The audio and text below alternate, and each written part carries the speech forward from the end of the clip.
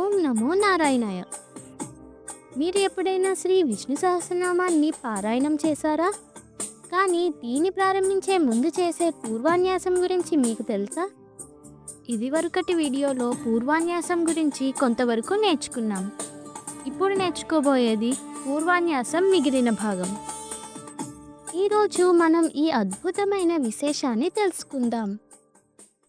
అమృతాంశుద్భవో భానురితి బీజం దేవకీ నందన శ్రేష్ఠేతి శక్తి ఉద్భవః క్షోభణో దేవ ఇతి పరమో మంత్రః శంఖ బృందందకీ చక్రీతి కీలకం.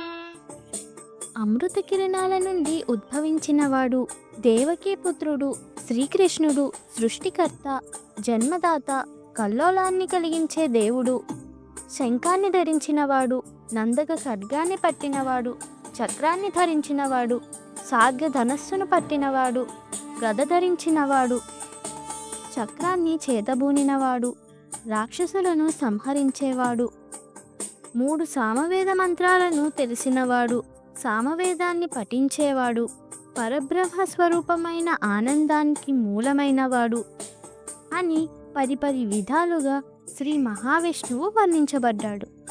ఈ శ్లోకం శ్రీకృష్ణ పరబ్రహ్మ తత్వాన్ని వివరించేది. ఇది మంత్రబలాన్ని, ఆయుధాలను, కవచాన్ని, పరమతత్వాన్ని సూచించే మంత్రస్వరూపం. మీరు కనుక విష్ణు సహస్రనామాల యొక్క మొదటి వీడియోస్ చూడకపోయి ఉంటే డిస్క్రిప్షన్లో ఉన్న లింక్ని క్లిక్ చేసి చూడగలరు. మా వీడియో కనుక మీకు నచ్చినట్లయితే లైక్ చేయండి, షేర్ చేయండి, కామెంట్ చేయండి.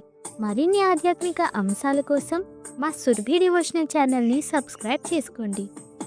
ధన్యవాదములు. హరే కృష్ణ.